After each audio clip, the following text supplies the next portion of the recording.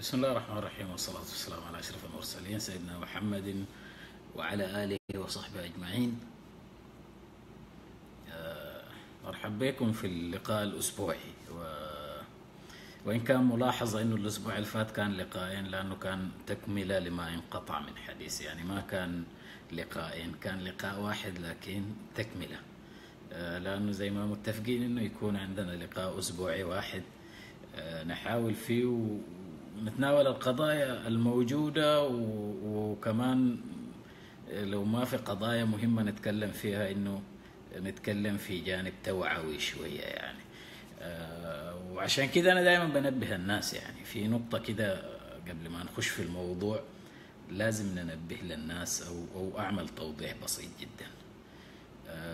أنا هنا لما أتكلم عمري ما بطالب إنسان أو جهة أو حزب أو تنظيم أو معارضة أو غيره بأنه يلا أطلعوا، يلا مظاهرات، يلا عصيان مدني، يلا غيره. الحاجات دي ما حتلقاها عندي، لأنه ببساطة الموضوع بالنسبة لي احتراما لنفسي واحتراما للآخرين، ما عندي السلطة في إني أقول لشخص أو جهة قوم أطلع، ولا أصلا عندي الحق ده إني أقول لناس قوموا أطلعوا.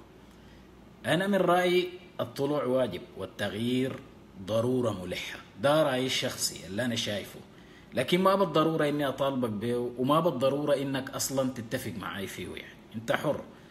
وموضوع الخروج والما خروج ده أنا شخصيا مؤمن بأنه ليه وقته.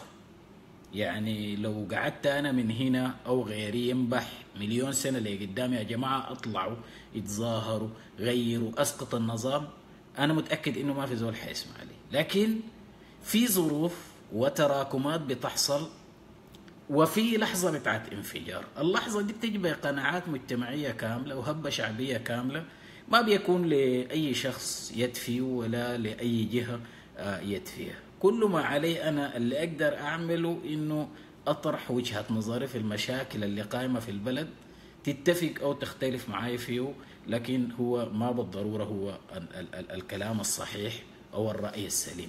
دي مسألة أخذوها، علشان ما في زول يجي يقول لي يا أخي أنت داير شنو وليه تقول لنا أطلعوا. عمري ما حقول لك أطلعوا ولا دايركم تطلعوا، بس عندنا مشاكل قاعد أتكلم فيها، دي وجهة نظري تتفق أو تختلف. دي كانت نقطة مهمة للتوضيح.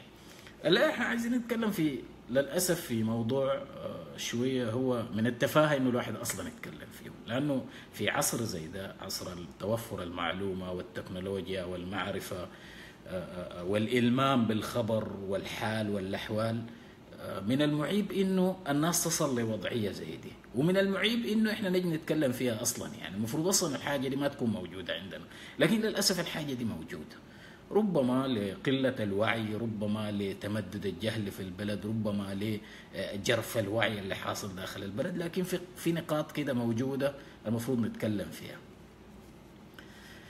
النقاط دي حنتناولها بسرعة ومحاولة للتلخيص عشان ما نكتر فيه الكلام. يعني هي نقاط بيتعمد النظام في انه يحشي او يزرع في عقول الناس، وبمرور الزمن والتكرار بتبقى زي حقيقة مثبتة.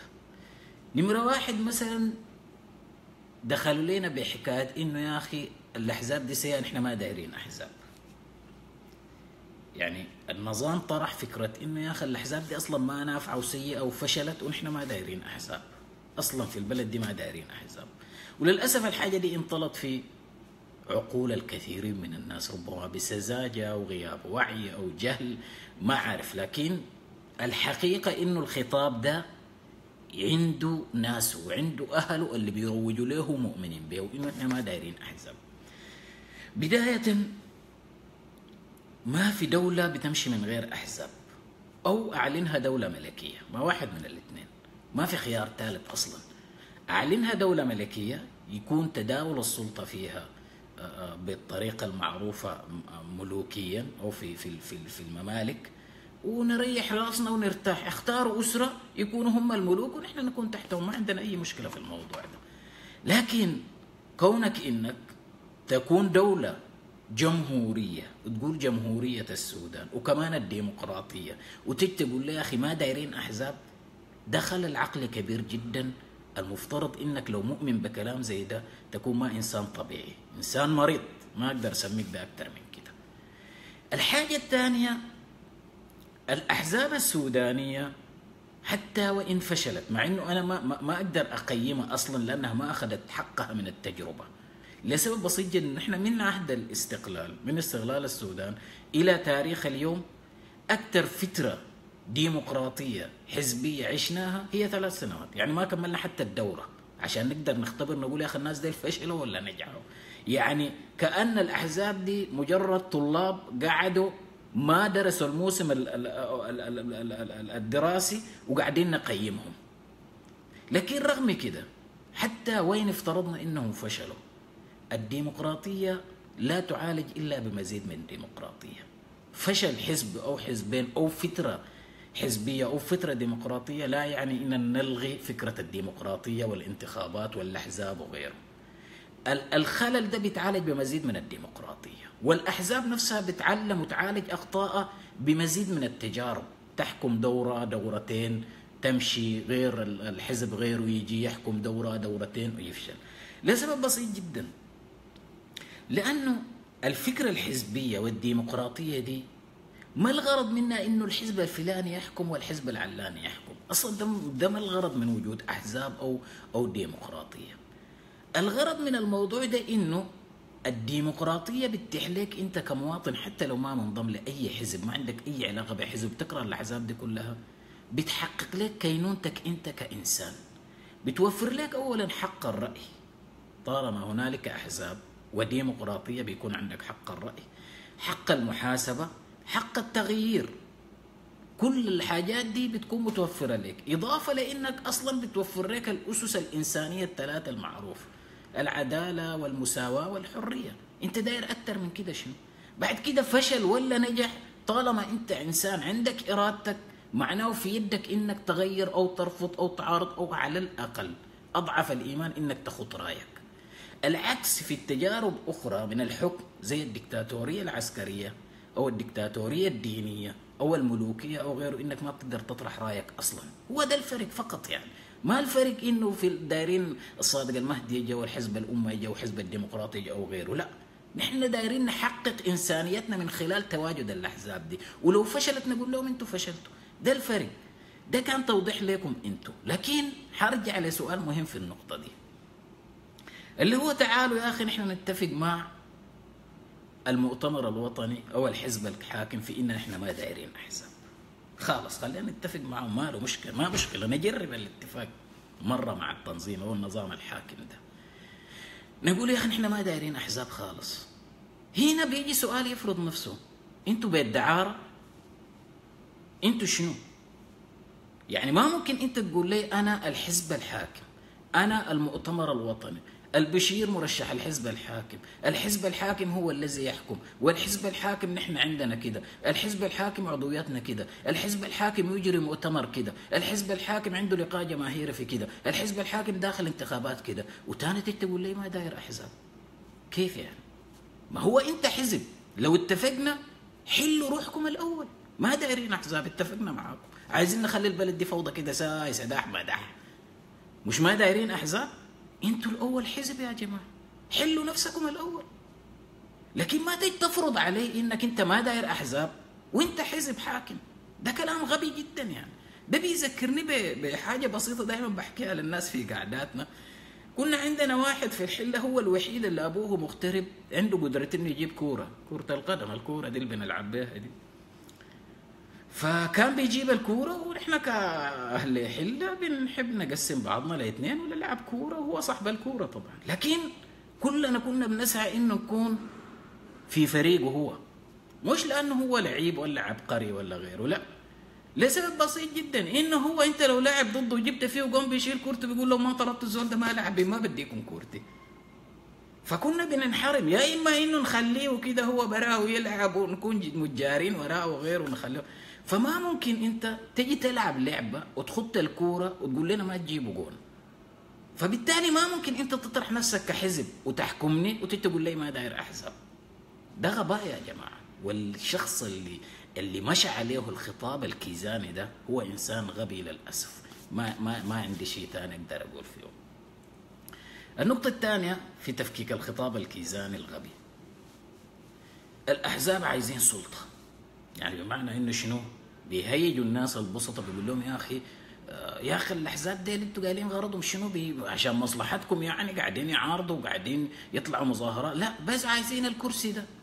طيب أوكي، الأحزاب ديل ناس سيئين ووحشين وكعبين وجزم، عايزين السلطة الكلاب ديل. أنت عايز شنو؟ هي السلطة دي لو أصلا كعبة وعيب إنه الواحد يسعى لها، أنت قاعد تعمل في شنو؟ ما هي نفسها السلطة دي اللي أنت عملت لها الجنجويد وعملت لها الأمن وعملت له وغيره، وشردت الناس وقتلت الناس وضبحت الناس وعملت غيره، وبعد كده يا ريت طمر فيك، فشلت. العيب شنو في إنه الناس تمارس نفس الحق اللي أنت قاعد تمارسه في إنك قاعد على السلطة دي. طالما السلطة حرام والسعي له عيب، يبقى هذا العيب اللي أنت قاعد ترميه على المعارضة موجود فيك أنت، يبقى من باب أولى إنك أنت ترفضه، لكن ما تمارسه أنت وتيجي تقول لي لا ما تمارس أنت الحق ده. من حق أي حزب إنه يسعى للسلطة. الفرق هنا في إنه أنا كمواطن أقبل الحزب ده وصل للسلطة عشان يحقق لي أغراضي ولا لا. أنتوا لا، خلينا نجرب غيركم. طيب الخطاب الثالث الغبي من خطابات الإنغاز اللي تمشي على الناس، البديل منو؟ البديل منو ده طبعا عملت به فيديو مشهور وحتلقوه موجود وكان اشتهر جدا وانتشر جدا، ما عندي اضافه اقولها في الكلام ده اصلا. يعني حكايه البديل منو، لانه واللي ممكن عايز يسمعه بتوضيح اكثر حيلقاه في الفيديو اللي فات.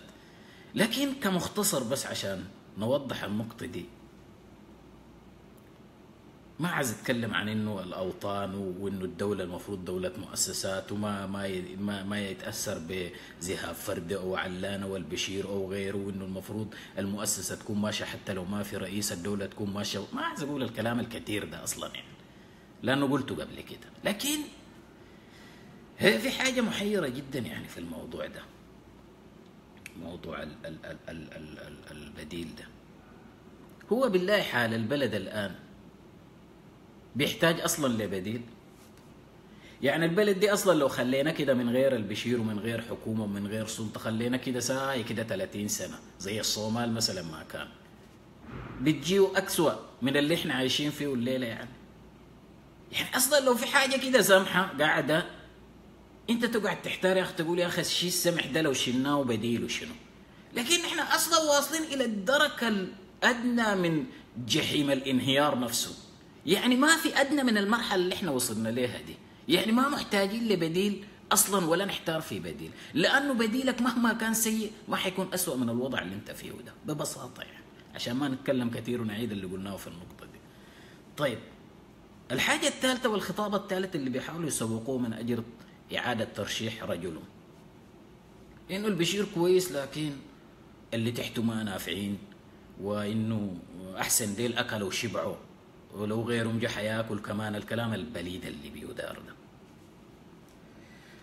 هو شوف ببساطة كده، أي مؤسسة سيبك من الأوطان الكبيرة والعظيمة دي اللي في دول تانية محترمة، لو حصل كارثة إنسانية زي مجرد إنه حادث بتاع قطار حصل، رؤساهم بيقدموا استقالات خجلا يعني أو احتراما لشعوبهم. خلينا ما نتكلم بالأسلوب ده. لكن أنت إذا كنت في مؤسسة، إذا كنت في روضة أطفال، إذا كنت في مدرسة، إذا كنت في شركة، إذا في أي حاجة، يعني لو حصل أي خلل أو فشل للمؤسسة دي، من باب أولى إنك حتحمل المسؤولية. لو عندك فريق كورة وفريق الكورة دي حتى لو أنت عارف إنه يا أخي اللعيبة فيها فاشلين، المدرب ما قدر يعمل فيه تأثير، بتشيل المدرب لأنه هو المسؤول الأول. وطن بحاله واصل للدرك والانهيار ده، وانت جاي تقول لي يا اخي البشير ما مسؤول التحته اللي كعبين؟ اللي جاب التحته ده من ما احنا ما في دوله ديمقراطيه احنا انتخبناهم، هو اللي جايبهم، هو اللي عينهم، هو المسؤول عن اخطائهم لانه هو اللي جابهم، وهو المسؤول اصلا عن الاخطاء الحاصله دي. يبقى من العبط انك تيجي تحاول تقنعني بانه يا اخي تقول لي الراجل ده ما كويس لكن اللي تحته كعبين، وحكايه انه يا اخي اللي تحته قاعدين ياكلوا. ولو غيرهم جا كمان حيبدا ياكل من جديد، خليه انا يا جماعه ديل ياكل. يا اخي ده فهم بليد جدا. يا اخي بالله العظيم عليك انا اسالك سؤال بسيط جدا. لو انت عندك يا اخي بقاله فيها عمال وشعرت انه العمال ديل قاعدين ياكلوا بقالتك، قاعدين يسرقوك، حتقعد تقول يا اخي انا لو جبت عمال جداد كمان حيجي يبدوا يسرقوني من اول وجديد، عشان كده احسن ديل يسرقوني؟ بالله عليك حترضى الكلام ده في بقالتك انت، في دكانك، في متجرك؟ يا اخي حاجه ما بترضاها في متجرك، في خصوصيتك انت، ما ترضاها على العام، على دوله، على بلد. ده نوع من الغباء اللي انت قاعد تبثه في نفوس الناس، ونوع من الانانيه والفهم البليد. ما تبثوا الكلام ده وما تصدقوا الكلام ده اصلا. احنا محتاجين لدوله فيها سيستم، لا الاكلوا ديل ياكلوا ولا اللي حيجي بعدهم ياكل، وديل يتحاسبوا زي ما اللي غيرهم حيتحاسب. دي الدول يا اخوانا. طيب الغلاء والشح العالم بتاعت انه يا اخي البنزين الحاصل ما حاصل في كل الدنيا والغلاء وشوف اي دوله في الدنيا بتمر بمحاك، بمشاكل، بخلل ما، بيضرب اي شيء تسميه زي ما تسميه بتحصل. يبقى ما عيب اصلا انه دوله تحصل فيها مشكله. ولو حصلت المشكله في السودان مره مرتين ثلاثه حنقول ما مشكله ابدا. لكن يا جماعه السؤال البسيط اللي بيفرض نفسه، هل مشكلتنا فقط انه مشكله غلاء، او مشكله بطاله ما قادرين نحلها، او مشكله ازمه بنزين في يوم او يومين، او مشكله ادويه في يوم او يومين؟ لما تكون المشكله عندك انهيار متتالي من 30 سنه يوم بعد يوم وانت ماشي لورا، الخلل مكانه معروف. يبقى دي ما مشكله زي مشكله العالم اللي قاعدين يقعدوا يحلوا ويعالجوا المشاكل ويسدوها وحتى قبل ما تحصل احيانا. يبقى فشل في انك لا قدرت تعالج المشكله من اساسها، ولا قدرت توقف الانهيار من اساسه، ولا قادر تخط اي فكره ولا اي حاجه عشان الناس تمشي بها. يبقى انت فاشل من اساسك يا اخي. الفشل فيك انت، ما في انه العالم فيه غلاء ولا العالم فيه غيره. طيب قاعدين احنا بنعاني من مؤامره خارجيه، طبعا قاعدين كده اي مشكله تحصل بيقعد يخطوا في غيره، انه يا اخي حاصرونا، وانه مصر عملت لنا، وما عارف انه السعوديه ما يا اخي من المخجل جدا. انا قبل يومين بسمع لصحفي سوداني اسمه ظافر او عبد الظافر عابدين ما عارف، وقبل يومين برضو بقرا لخال الرئيس الطيب مصطفى، كلاهم بيتكلم. وللاسف ظافر عابدين ده كان بيتكلم في قناه الجزيره، فبيسالوه بيقول له يا اخي انت القوات السودانيه هل حتنسحب من اليمن؟ قال ايوه ان شاء الله حينسحبوا. ليش؟ شنو؟ بكل بساطه قاعدين يقولوا يا اخي انه السعوديه ادت قروش لمصر وما ادتنا نحن. شوفوا حجم التفاهه والسفه اللي وصلوه الناس دي للدوله. يعني مش المخجل فقط في انك قاعد تقول للناس انا بعت عيالي يمشوا هناك في اليمن عشان القروش، يموتوا ما يموتوا دي مساله ما بتهمني. انت مش المشكله انك يعني ما ممكن انت توصل انسانك لدرجه انه يباع ويشترى بالقروش.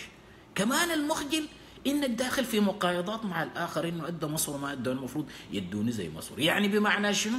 بمعنى انه يا اخي لو ادوا قروش انت راضي باي حاجه. يا اخي كرامه شنو وعزه شنو اللي بتتكلموا عنه؟ يا اخي انتوا وصلتوا بينا للدرك السحيق اللي ما وصلوا له بشر في الدنيا. يعني كلام عيب اصلا كلام زي كده يصدر من الناس. لكن سيبنا من كده المؤامرات والما مؤامرات. انا سؤال اللي عايز اوجهه للناس، يعني العالم ده فيه يمكن 200 وكم دوله. من ال 200 وكم دوله ديل اللي انا عارفهم شخصيا اللي عندهم مشاكل مع المجتمع الدولي لا يتجاوزوا 3 أو 4 دول. يعني يمكن نقول السودان، افغانستان، ايران، كوريا الشماليه. دي الدول اللي عندها مشاكل حقيقيه مع العالم، باذا استثنينا افغانستان انه في ارهابيين عملوا فيه مشاكل. يعني هي كدوله ما عندها مشكله مع المجتمع الدولي اساسا. يعني نقدر نقول 3: السودان، ايران، كوريا الشماليه. يعني بالمنطق والعقل كده العالم ده كله، المجتمع الدولي ده اللي فيه اكثر من 200 دوله، بس ايران وكوريا والسودان هم اللي على حق، والعالم ده كله فاشل متآمر ضدهم وما دايرينهم. وليش؟ يعني لو قلنا السبب ديني، هي كوريا متدينه زيكم يعني قاعد تدافع عن الاسلام، طيب ما ايران ديل الشيعة اللي انتوا قاعدين ما قاعدين تقول لهم ما مسلمين، يعني لو المساله دينيه اصلا، لو انه طيب سيبنا من ده اصلا، نقول المساله دينيه. يعني انتم متدينين اكثر من السعوديين مثلا، مطبقين الشريعه اكثر من السعوديه مثلا؟ يعني ليه امريكا والمجتمع الدولي علاقتهم طيبه مع السعوديه مثلا؟ المشكلة فيك انت، لازم تراجع نفسك. المشكلة في سياساتك انت الخارجية، المشكلة في هبيشك في هنا وهنا، المشكلة في تنفيذك لسياسات تنظيم دولي خفي قذر يديرك انت من الخارج، اللي هو تنظيم الاخوان المسلمين. اكره مصر تكره مصر، شاكل مصر شاكل مصر، حاول اختار حسني مبارك حاول اختار حسني مبارك، انشر ما اعرف شنو في تشاد امشي حارب تشاد، ادخل في كينيا اعمل حبش كينيا، امشي اضرب اثيوبيا اضرب اثيوبيا، اعمل في اريتريا اقسم بين اريتريا اقسم بين اريتريا. انت اللي سياساتك خطأ، انت اللي طلعت من اول يوم من غير ما الناس يعرفوا انت مين اصلا، وعملت الانقلاب 200 بقيت تقول امريكا روسيا غدنا عذابها. يا اخي اداره الدول ليست كإدارة خلوة، ليس كإدارة تنظيم. يا أخي أنتم كإخوان مسلمين وقعدوا وقولوا واهتفوا هتافاتكم وكبروا وهللوا وقولوا يا أخي نحن ضد أمريكا ونحن أعمل أي حاجة أنت كتنظيم. لكن لما تجي في السلطة لازم تدرك إنه الدولة ما دولة الإخوان المسلمين، الدولة دي فيها شعب وليها مصالح عالمية ودولية وإقليمية لازم تراعيها. لو ما قادر توفق بين إنك مسؤول عن دولة وبين إنك مسؤول عن تنظيمك الخاص، خلي الدولة ما تحكمها يا أخي. نحن ما مجبرين كشعب سوداني عشان انت من خلالنا تتبنى فكر اخواني قذر وتدخل في مشاكل مع الكون كله ونحن نتحمل المسؤوليه، وانتوا اولادكم قاعدين تقروا في ماليزيا وفي في غيره وتتعالجوا في الاردن وفي غيره، ونحن اللي نموت. ذنبنا شنو نحن؟ في انك اخوانجي وانك اسلامي وانك ارهابي، ما عندنا ذنب نحن في الموضوع ده. يبقى دي مشكلتك الشخصيه انت كتنظيم. لما يكون ده فكرك مارسه كتنظيم انت داخل حزبك، لكن ما تمارسه لنا من خلال الدولة. ما تحول الدولة يكون انه تنظيمك. الدولة دي فيها المسلم وغير المسلم، فيه الاخوان وغير الاخوان، فيه اليساري وفيه الوسط وفيه المتدين وفيه المتشدد وفيه غيره. انت كمسؤول يوم اتصل للسلطة كحزب تراعي مسؤوليتك تجاه كل المتناقضات دي، تلمها وتعمل لمصلحة البلد مش لمصلحة حزبك ولا غيره. ده الفرق اللي خلاك انت تعادي الكون كله والكون كله يعاديك، مش لانك عندك قضيه حقيقيه، لانك تنظيم قذر غير مرقوب فيه. طيب الحاجه الاخيره اللي عايز ناولها في الموضوع ده، وان شاء الله لو تذكرت حاجات في يوم تاني حتكلم فيها، حكايه انه يا اخي انتوا ما عايزين نصل لمرحله سوريا وليبيا وما عارف شنو العراق، الكلام الكثير اللي بيخوفوا به الناس من التغيير ده، انه ما عايزين نصل لمرحله ليبيا وسوريا. هو بسيط من ناحيه بسيطه جدا، انا ما حتكلم فيها النقطه دي كثير. نحن لو قلنا يا اخي سوريا، واسوأ وضع يمكن حاليا هي سوريا، خلينا نقول سوريا، لو اخذنا مقارنه بسيطه بين سوريا والسودان من حيث المدى الزمني، إذا كانت مشكلة سوريا لها 4 أو 5 أو 6 سنوات بالكثير، نحن مشكلتنا كدولة سودانية أكثر من 30 سنة. ده من الناحية الزمنية. من ناحية الخسائر والضحايا، إذا قلنا إنه ما وصل إليه السوريون حاليا لا يتجاوز 400 أو 500 ألف قتيل وملايين المشردين، ما عانيناه نحن في هذه الفترة من القتلى، الضحايا القتلى فقط يفوق في جنوب السودان وغرب السودان وغيره يفوق 2 مليون إلى 3 مليون قتيل و4 إلى 5 مليون مشرد. ده من ناحية ثانية، من ناحية الخسائر البشرية. من ناحية الخسائر المادية، سوريا بوضعها الحالي أفضل من السودان بملايين المرات، بكثير جدا.